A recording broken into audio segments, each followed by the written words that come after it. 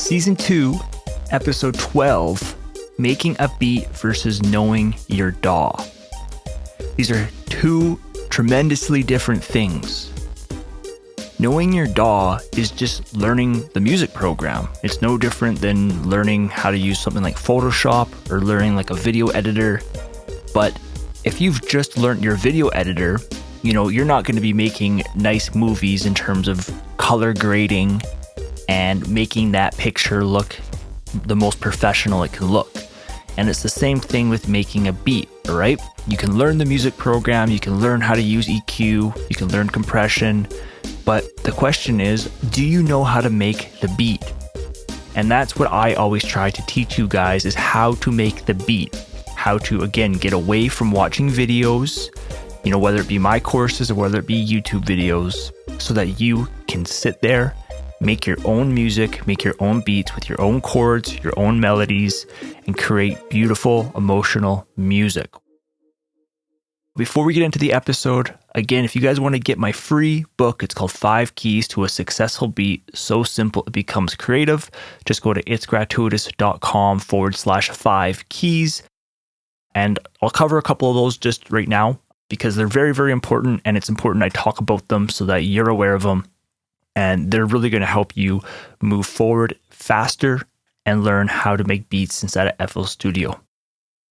All right, so the 7 core principles is what's first in the book, and then the 5 keys. So principle number 1 is stay inside your DAW and don't come out. I talked to you about this in the last episode, but you have to stay inside your music program. You have to spend a lot of time in there. Do not be going out and watching, YouTube videos. You have to figure things out for yourself. And when you get stuck, then you can come out, search for your answer, whether it be article, video, whatever. Once you have your answer, get back in your music program, okay? Principle number 2 is go directly to the source for your information. For whatever reason, we as humans, we hate the help manual, okay? FL Studio's help manual is amazing. It has hotspots, which means that you can click the images and it's going to bring you to that section within the help manual when you click on an image. But going to the source for your information is always going to allow you to get the highest quality of information most of the time. Usually manuals are pretty good. Going to the manual is by far the best way to get your information. Listening to me or listening to someone else is not the manual, okay? Principle number 3, your mouse is the easiest approach in FL Studio. All right, so when I first started, I was using my mouse and my MIDI keyboard, and then I started getting into, I want to get some hands-on, because that's what you see in the real studios, right? But when you're making beats inside of FL Studio doesn't really accelerate when it comes to hands-on. FL Studio accelerates with your mouse. It's the easiest approach. You're going to get way more accurate results. You're going to be able to work faster. You're going to be able to really get it done with a mouse. So I'll tell you though, so you can map knobs and sliders in FL Studio, and I even went as far as to purchase Mackie Control Universal. You can look it up. Now they have a USB version. Back in the day, it was only MIDI cables. But it's a motorized fader MIDI controller. So if you were to click a mixer, insert a fader, and move it up and down with your mouse, it would move it on the controller because it's motorized. I still have it. It's really, really cool. Maybe I'll bring it out one day just to show you guys. But what I'm saying is the easiest approach is the mouse. It's really easy to think, I need hands-on. I think it's going to give me a better experience. I'm going to enjoy music making more. No. In my opinion, you want high quality plugins. I talked to you about that in the last episode. So selecting the right plugins as a producer. I like FabFilter plugins. I don't have tons of plugins. I also don't have tons of sounds. If you guys check out my Safe Spots book, you guys will see that my drum kit folder, I think, is only like 4 to 6 gigabytes of sounds. Again, that doesn't include my instruments like VSTs, because those are always bigger.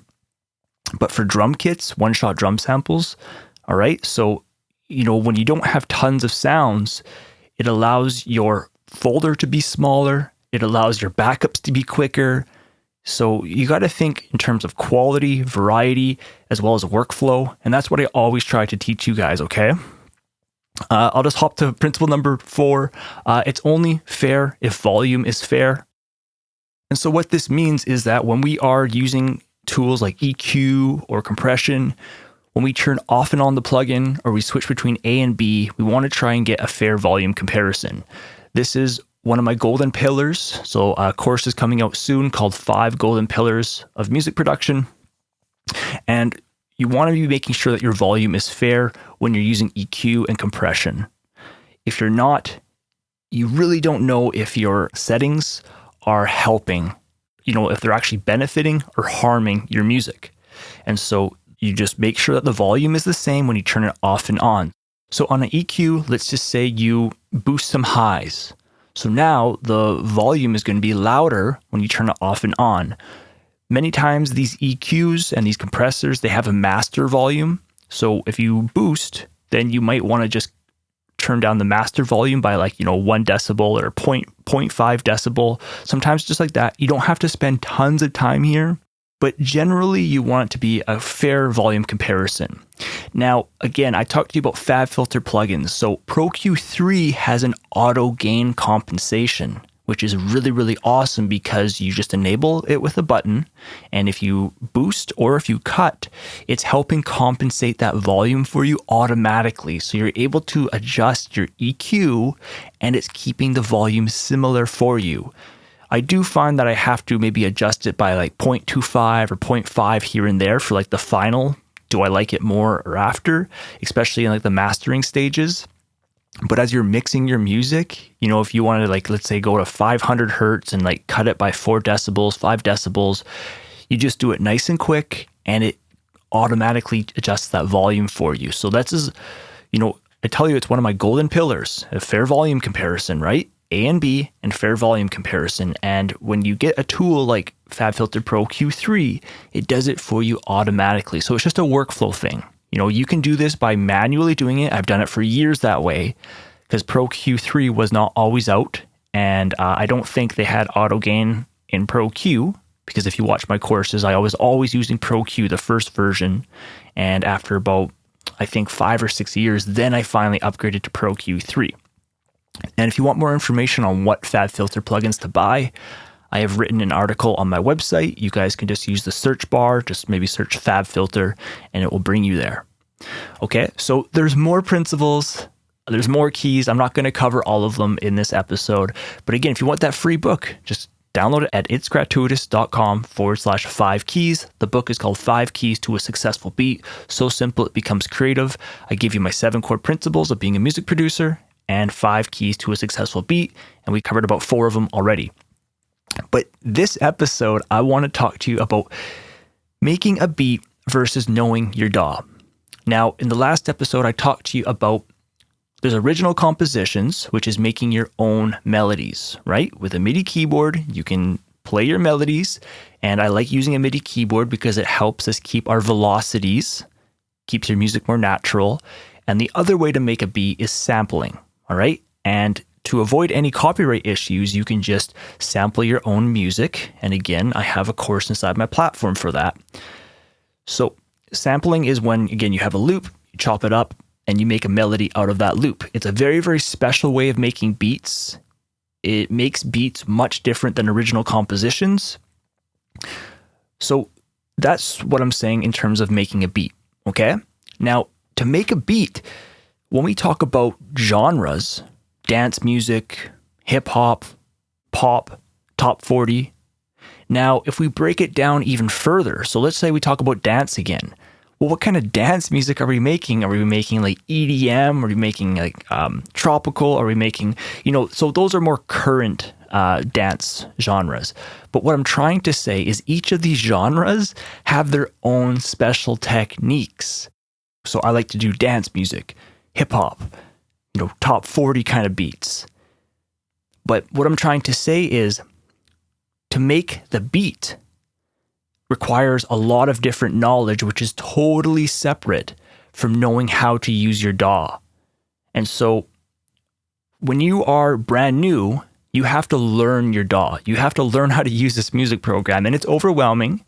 But once you learn how to use it, you will figure out that every single music program, every DAW is essentially almost the same, especially nowadays. They've come a really, really far away. Innovation really hasn't, we haven't seen anything really big come out from DAWs in the last 5-10 years. Sure, there's improvements for workflow or maybe new features added, but audio for the last 50 years has been essentially the same, right? 16-bit, 44.1 was CD quality for years. If you're talking about movies, it's 24-bit, 48K, 48,000 hertz. It really hasn't gotten further than that. And then you talk about high sample rates, and it's okay, but our ears can only hear up to 20,000 hertz. So why are we working in 192? So this comes down more into the science of audio and the math of audio, which is, it gets way too technical, it's good to know if you want to take it to that level. But if you are just wanting to make the beat, right, you want to keep it as simple as possible, especially when you're trying to learn. So you first have to learn your DAW, and anybody can learn your DAW. I gave you the example in the last episode that I could teach my dad how to use the DAW, but give him 5 years, 10 years, will he ever learn how to make the beat, right? So when I'm speaking to you, I'm trying to teach you how to make the beat. So first of all, we have to learn the music program, and I have courses on that. But the other courses, such as arrangement, the mixer is where it really all happens. Sure, you can make your melodies and everything, but the mixer is where it really happens. You add your effects on, you adjust your levels. You have to decide, what is the main element in this track. So when it comes to making the beat, there is so many different, little secrets, different little techniques that you have to learn, and especially pertaining to your genre that you want to create.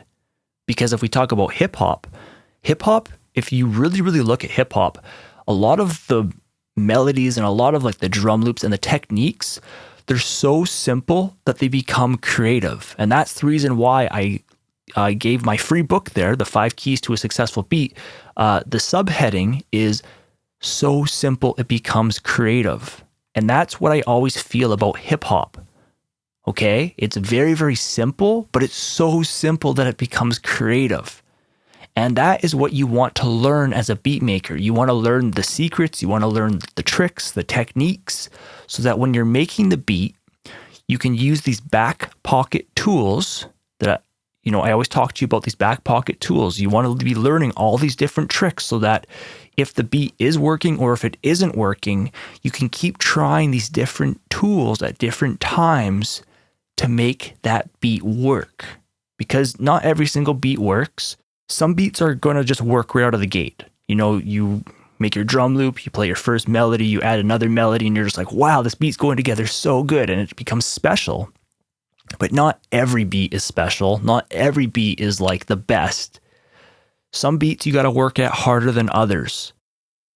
But what I'm trying to say is anybody can learn the DAW. Anybody can learn the music program. But you want to get to the point where you can learn how to make a beat. And I always stress, you want to be learning how to create your own beats, your own style, not what's currently in, not the trends, because the trends change. And what's going to happen is the trends will change on you, and you as a producer are going to have to learn the new skills. So my advice to you is the different genres that you like and the ones that you've listened to growing up. Try and find the secret techniques in those genres. And what's going to happen is over time, you're going to learn these techniques. They're going to become a part of your sound and your style, right? Because really, we've all been influenced by the things that we've listened to or the things that we've watched as children. And now we're at this stage where if you're making the music, you are now creating it for other people to listen to. And so, you are becoming kind of like a role model. And it's important that when you are at this level of a role model, that you are being a role model to people, all right? Because it gets serious like that, and it happens fast. So I'm going to wrap up this episode here, but it's important for you to understand that Anybody can learn your music program, okay? But here on this podcast and on my website, itsgratuitous.com, I'm trying to teach you how to make a beat. Now, again, my teaching approach applies to any genre, not so much trap, because trap does work with a lot of like loops and stuff. I'm not into like audio recordings and loops unless it's like vocals.